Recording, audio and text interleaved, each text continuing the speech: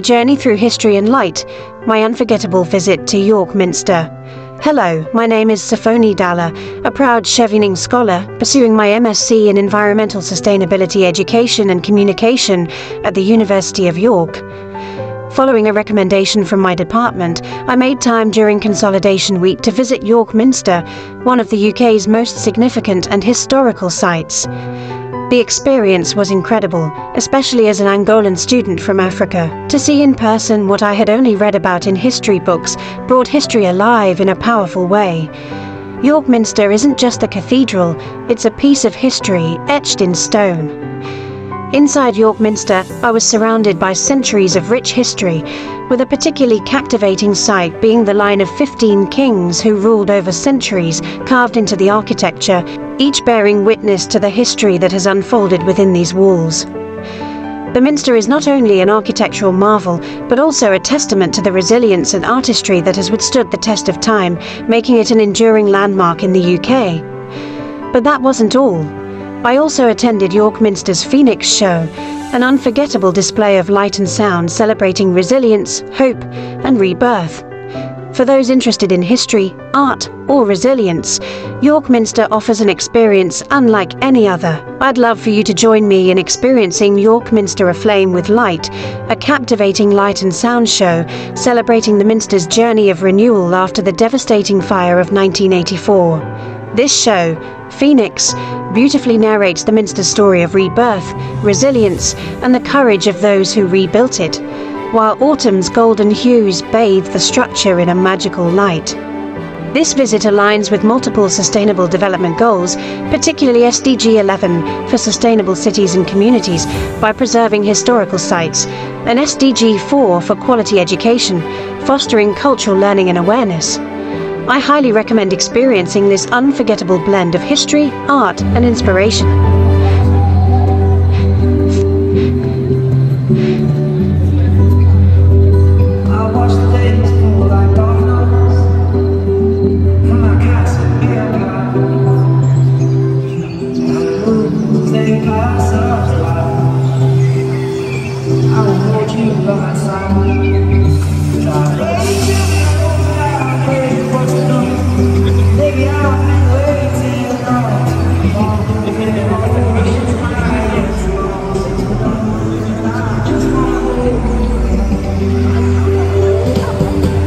It's your local station for York and North Yorkshire for Sunday the 8th of July and you, another scorching day.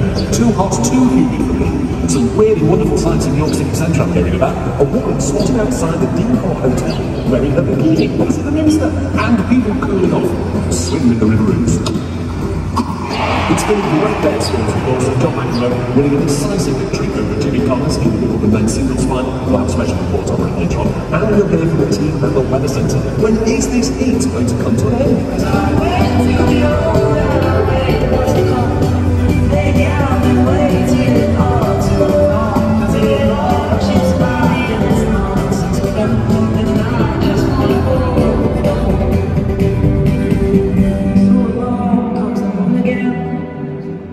There goes another day with you.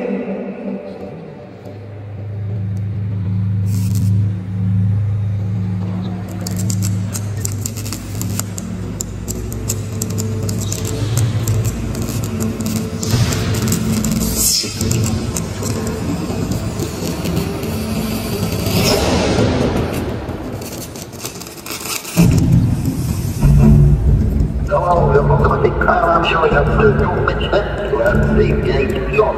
Oh, we just proceeded towards the Minster as though it was a normal automatic fire alarm. And there was mist forming. The mist became thicker. We suddenly realised it was from the roof of the Minster. Ron Hunter was the Minster policeman. It was his first night on solo duty. I dashed back to the cabin, grabbed hold of the master keys, went over to the south transept door. As I opened it, there was a fire pit. I went inside, saw that the few red hot brands were already falling down. The phone went, and it was Ron. And Ron said, "You know what, got a fire."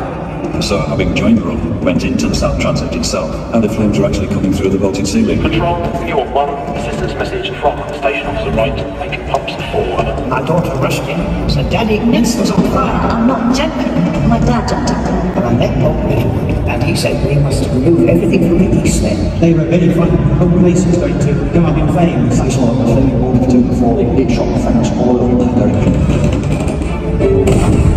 And pulling the ladders, those might be outside of things. Peter Mike says, I want to many the road through the house. So we went up. Control, Foxtrot 1, make contact 6, And we entered the roof. You could see the window because the end of the door was already disintegrated in front of the crowd. Some of the bosses will begin to come down with huge thumps. The men are melting, it's coming down, it's like rain. The smoke was increasing, and one of the farmers said it's too dangerous to stay here. Let's go. Control, 1, make contact 10.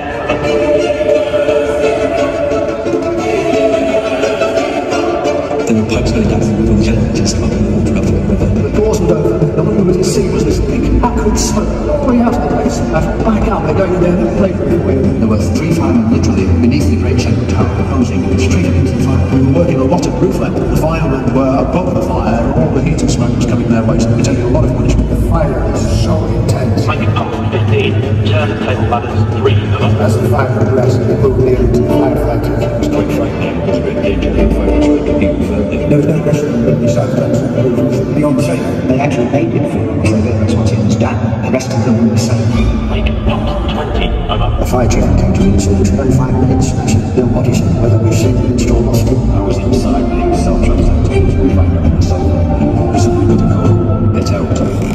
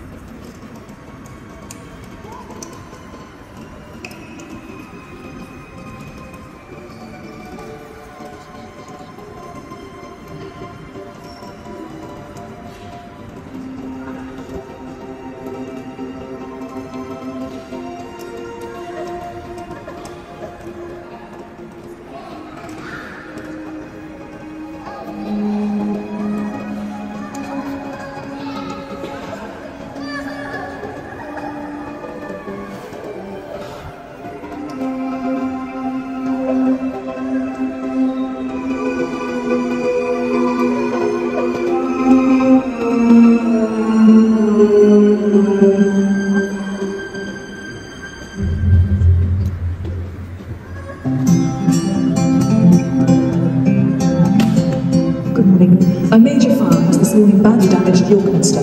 Part of it is gutted and the roof of the South Transept is completely... Well, let's go straight to York and find out what's happening there at York Minster. On the line, but everything else. Charlie and smoking rubber and black water on the floor. This morning, firemen from all over North Yorkshire were on the scene within minutes. Total damage was estimated at more than £1 million.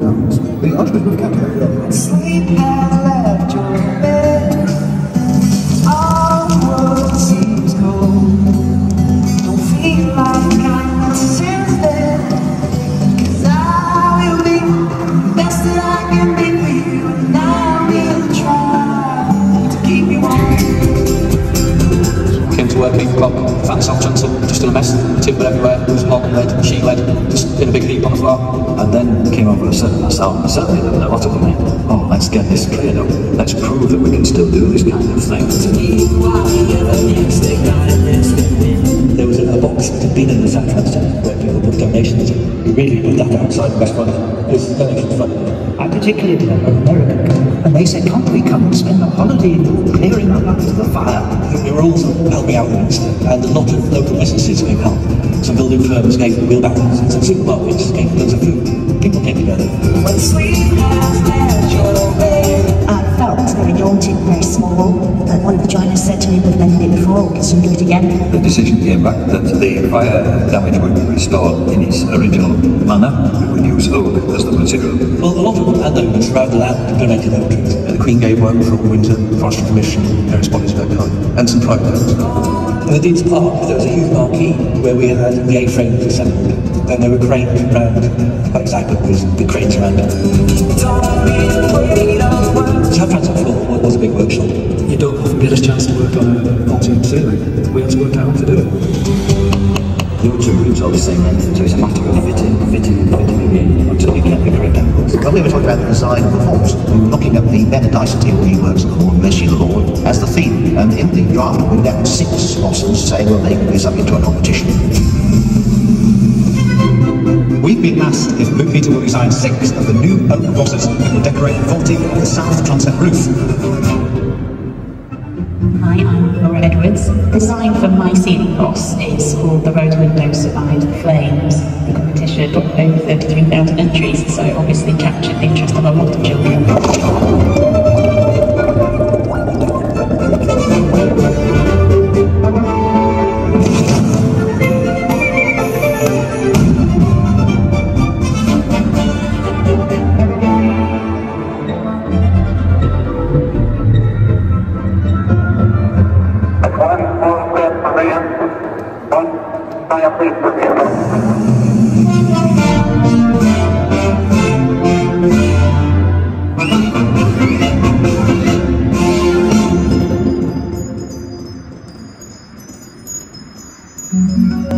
First thing I saw was a cross above the road window. That was the first thing I saw. And then looking down to the window itself, miraculously also it seemed that the window was still intact.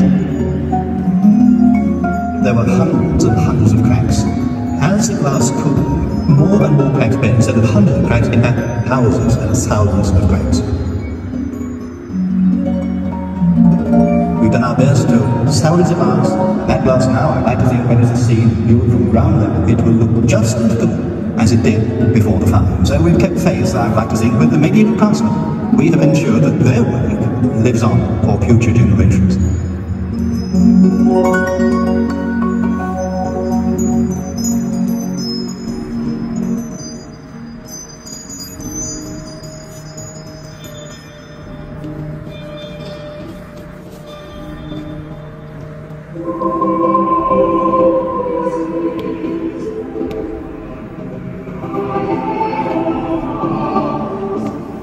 Here to give thanks to God for the restoration of the roof and vault of the south transept, and to dedicate them to the praise of His holy name. We give thanks for those who, by their skill and bravery, rescued this minster from fire and disaster.